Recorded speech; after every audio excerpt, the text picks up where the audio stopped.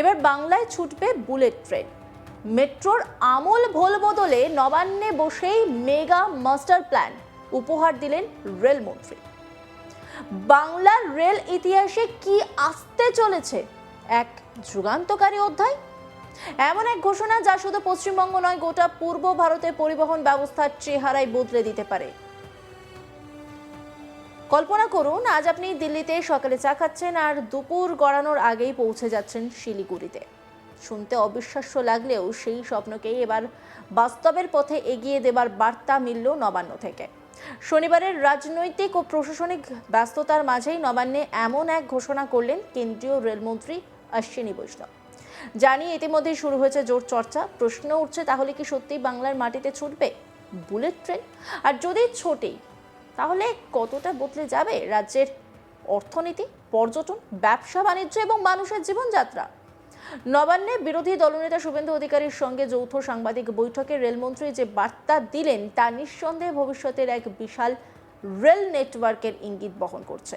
তিনি শুধু নতুন প্রকল্পের কথা বলেননি, তুলে ধরেছেন কলকাতার মেট্রো ব্যবস্থার দীর্ঘ ইতিহাস এবং সাম্প্রতিক পরিবর্তনের ছবিও।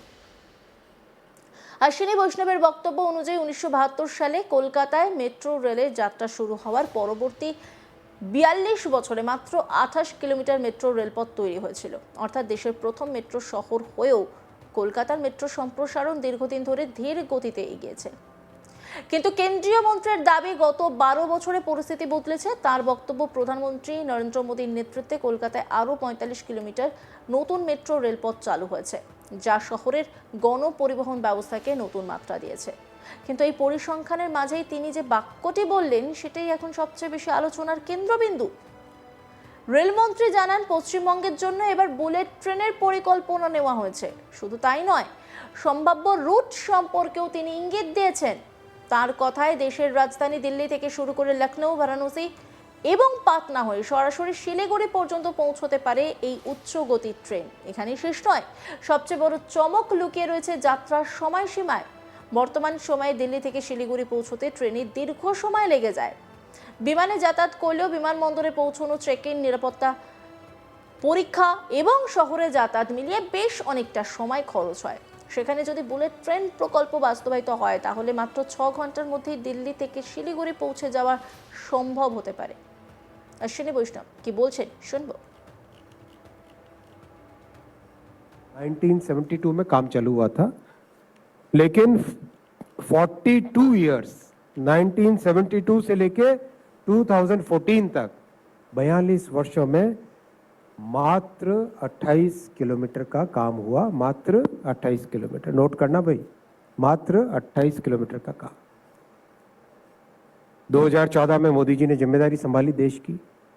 यहाँ पे विपक्ष की सरकार थी, लेकिन मोदी जी का हमेशा ध्यान रहता था जनता की समस्याओं पे, आग्रह रहता था जन सुविधाओं को बढ़ाने के लिए। मोदी जी ने अपने 12 साल में 45 किलोमीटर की कोलकाता मेट्रो बनाई साथियों, 45 किलोमीटर की। कहां 42 वर्षों में 28 किलोमीटर, कहां 12 वर्षों में 45 किलोमीटर। ये होता है काम करने का तरीका।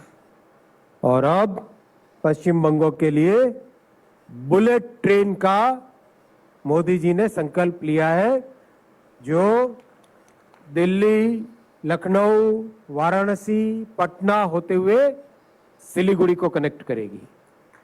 बुलेट ट्रेन का संकल्प लिया है, दिल्ली, लखनऊ, वाराणसी, पटना होते हुए सिलीगुड़ी को कनेक्ट करेगी। दिल्ली से सिलीगुड़ी 6 घंटे में आप बुलेट ट्रेन में आराम से बैठ के पहुंच जाओगे। ये आने वाले समय में करके दिखाएंगे।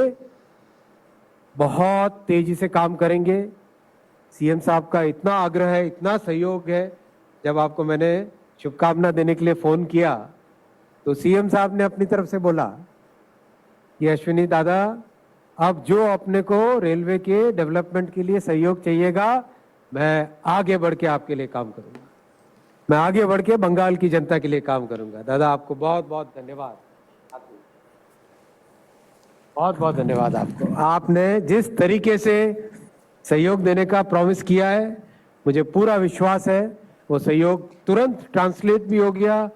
एनओसी जैसी चीज, कागज की चीज, पेपर पे एनओसी देना है, वो रोक के रखा हुआ था, वो सब मिल गया। लैंड एक्विजिशन की प्रॉब्लम सॉल्व होने लगी।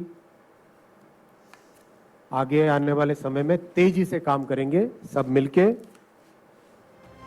ভাবুন শিলিগুড়িতে আপনার কোনো ব্যবসায়িক বৈঠক রয়েছে বা কোনো পরীক্ষা রয়েছে বা কোনো আত্মীয়ের বাড়িতে কোনো অনুষ্ঠান রয়েছে, আবার দিল্লিতেও হয়তো আপনার এমন কোনো কাজ রয়েছে যে আপনি তার আগে বেশি সময় হাতে নিয়ে আসতে পারছেন না, তাহলে কিন্তু দিল্লিতে আপনি আপনার কাজ মিটিয়ে তারপরে কিন্তু সন্ধ্যের মধ্যেই শিলিগুড়িতেও পৌঁছে যেতে পারেন। মানে একই দিনে আপনি দু জায়গার কাজ কিন্তু নিজের মতো করে গুছিয়ে নিতে পারবেন। পর্যটকরা কয়েক ঘন্টার মধ্যে হিমালয়ের পাদদেশে পৌঁছে যেতে পারবেন।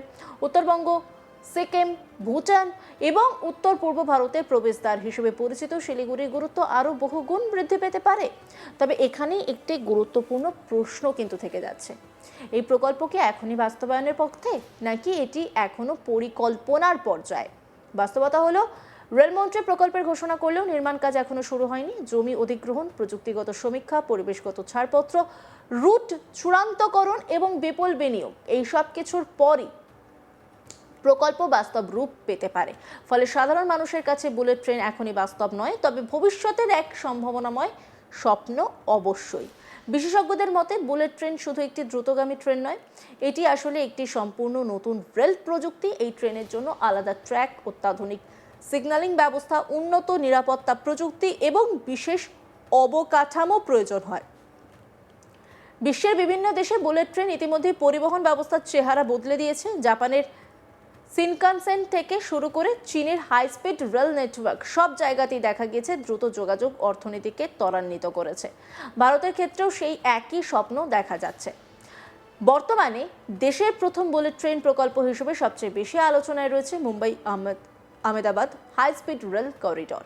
এই প্রকল্পে ব্যবহৃত হচ্ছে জাপানের অত্যাধুনিক প্রযুক্তি। পরিকল্পনা অনুযায়ী মুম্বাই, থানে, সুরাট, বড়োদরা এবং আহমেদাবাদের মতো গুরুত্বপূর্ণ শহরগুলিকে এক সুতোয় বেঁধে দেবে এই পরিষেবা।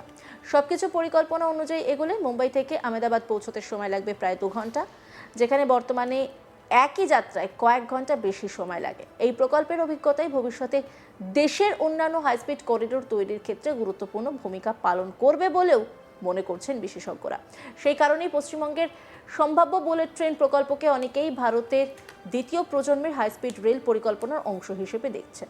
এবার একটু নকশার দিকে যদি নজর দেওয়া যায় তাহলে দেখব যে মডেল সামনে এসেছে, তাতে দেখা গেছে ট্রেনের সামনের অংশটি অত্যন্ত দীর্ঘ ও বায়ুগতিশীল। এই বিশেষ নকশা বাতাসের বাধা কমাতে সাহায্য করে, ফলে ট্রেন অত্যন্ত উচ্চ গতিতে ছুটতে পারে। অন্যান্য খবরের আপডেটের জন্য অবশ্যই নজর রাখুন আজ তাক বাংলার ইউটিউব স্ট্রিমিংয়ে। লাইক, কমেন্ট, শেয়ার এবং সাবস্ক্রাইব করতে ভুলবেন না।